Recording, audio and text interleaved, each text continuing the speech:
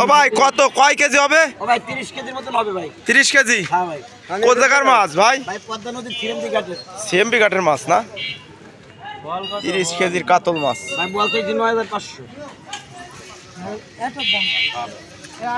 বল কত কত হইতে পারে বল ওজন? বল কত 6 কেজির মতন হতে পারে ভাই।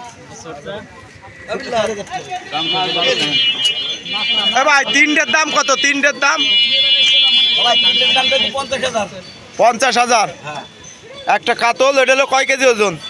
30 কেজির মতন হবে। আর এই বল হবে কত কেজি ওজন? বল 7 কেজি।